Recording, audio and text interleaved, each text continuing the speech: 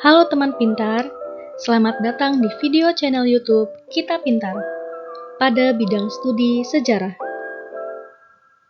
Sejarah tentunya sudah tidak asing bagi kita semua.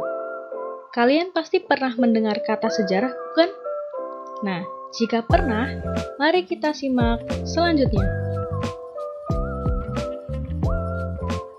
Sejarah. Apa sih yang ada di pikiran kalian tentang sejarah? Tentunya pasti ada yang bilang, sejarah yaitu peristiwa masa lalu. Ya benar, sejarah adalah peristiwa masa lalu. Jadi, apa itu sejarah? Kemudian, kenapa kok harus belajar sejarah? Dan apa aja sih manfaat belajar sejarah? Mari kita simak video berikut ini.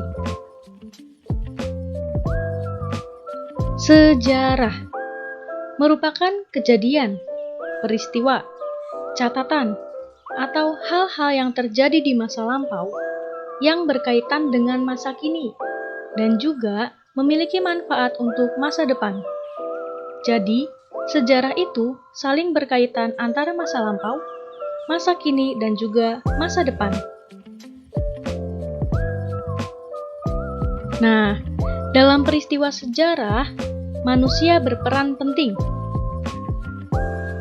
Karena ketika kita mempelajari sejarah, itu bukan hanya sejarah manusia saja, bukan hanya sejarah alam saja, bukan hanya sejarah hewan saja, tapi sejarah itu satu kesatuan.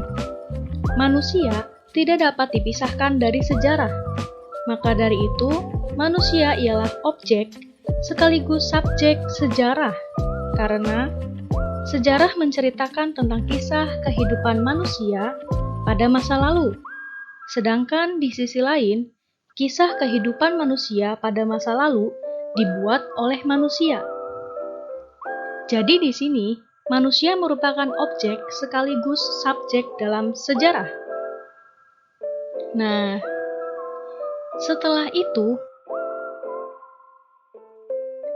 aku mau nanya nih, apakah semua peristiwa yang telah terjadi di masa lampau dapat dikatakan sebagai sejarah?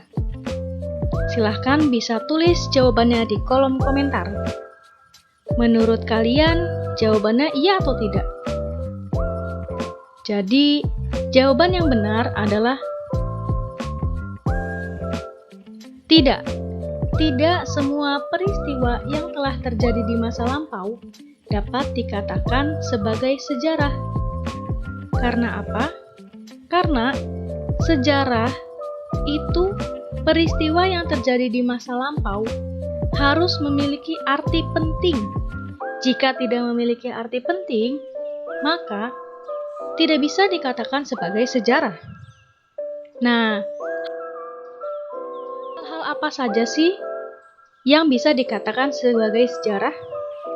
Berikut kita simak unsur-unsur yang dapat memenuhi ketika dikatakan sebagai sejarah.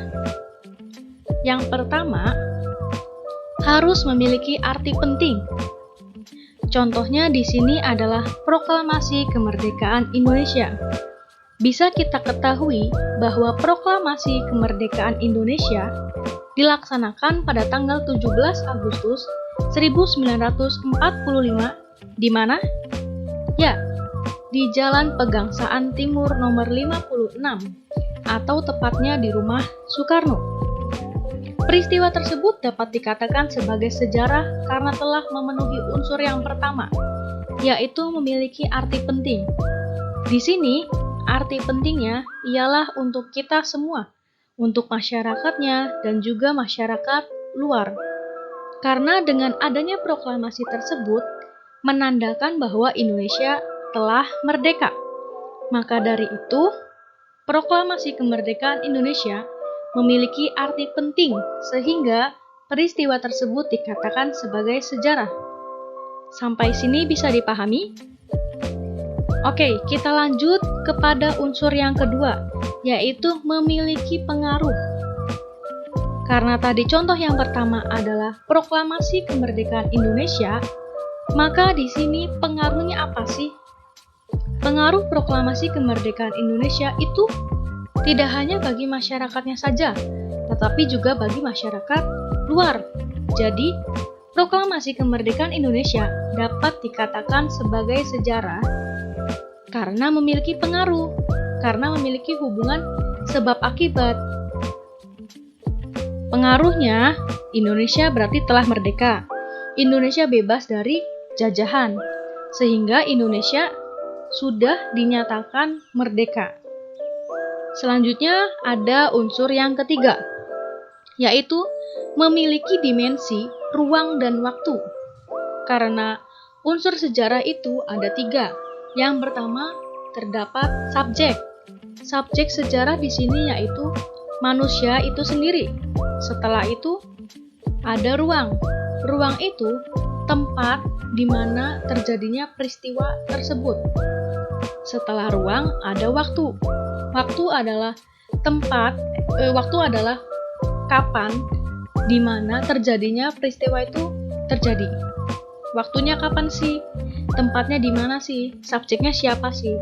Nah, itu adalah unsur penting dalam sejarah. Oke, kita lanjut ke pembahasan yang ketiga. Memiliki dimensi ruang dan waktu. Dimensi ruang ialah tempat terjadinya suatu peristiwa.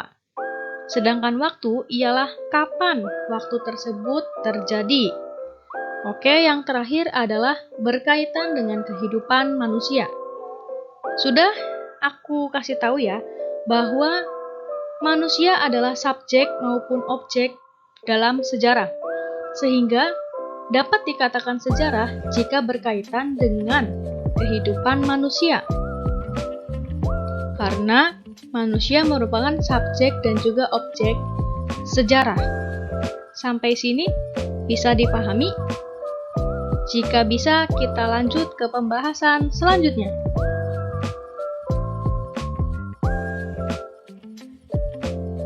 Kenapa sih harus belajar sejarah?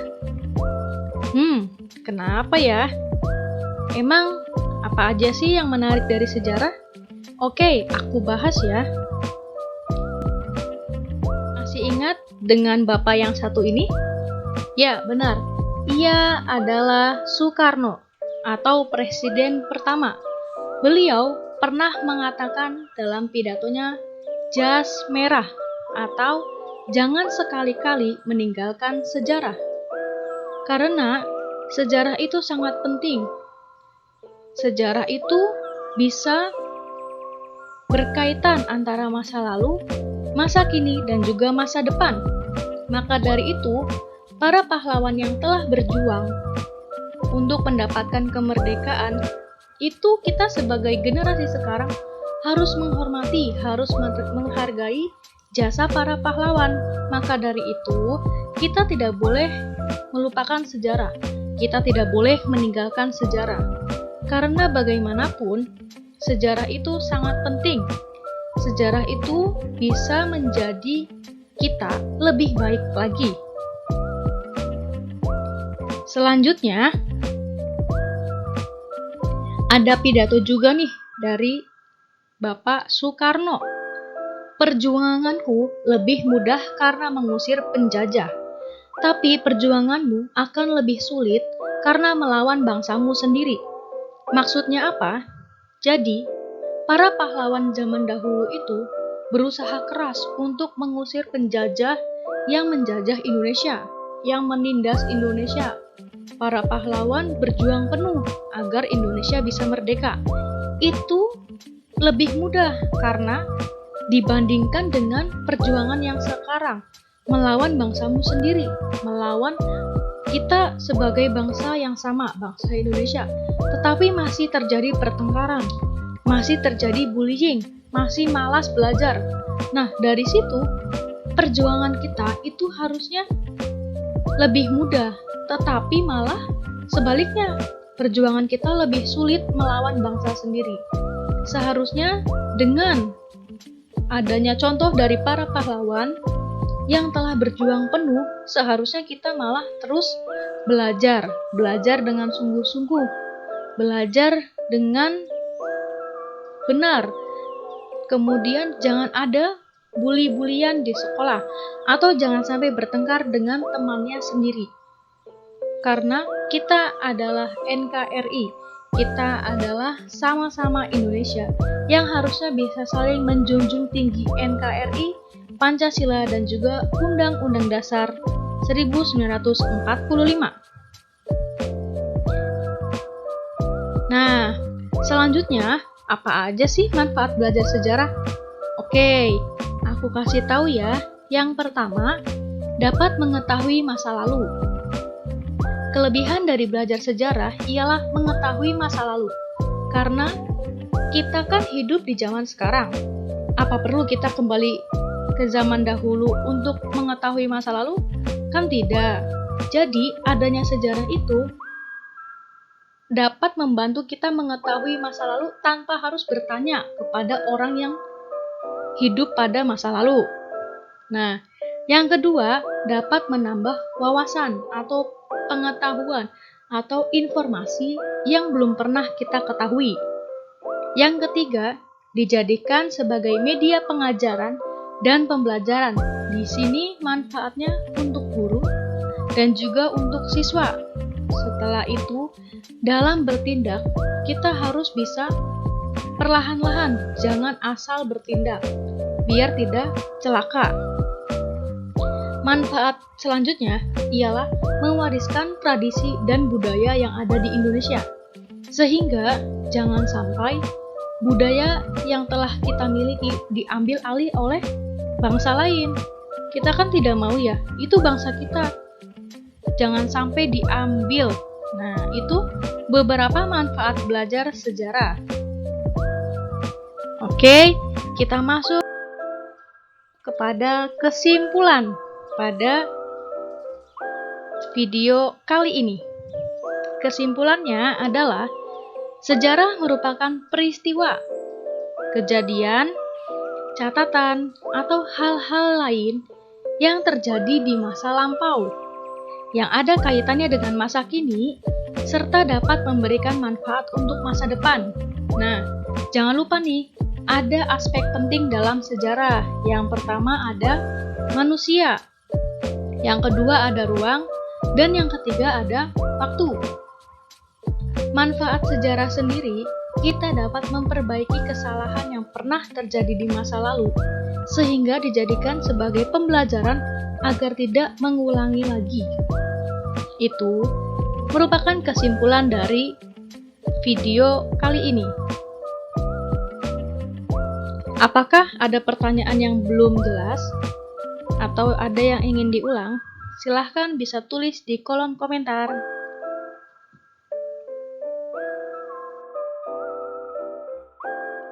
Oke teman pintar, cukup sampai di sini dulu ya perkenalan kita. Semoga kita bisa terus belajar bareng untuk saling belajar mengenai sejarah. Karena apa? Ingat pesan Soekarno, jas merah. Jangan sekali-sekali melupakan sejarah. Oke, pada video selanjutnya kita akan mempelajari mengenai materi definisi sejarah menurut para ahli serta ruang lingkup sejarah. Kita simak di dalam video selanjutnya. Untuk mendapatkan video terbaru dari kami, jangan lupa ikuti channel Kita Pintar ya. Jangan lupa like, komen, dan subscribe. Terima kasih.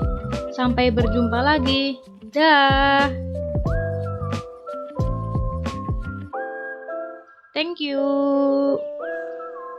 See you in the next video.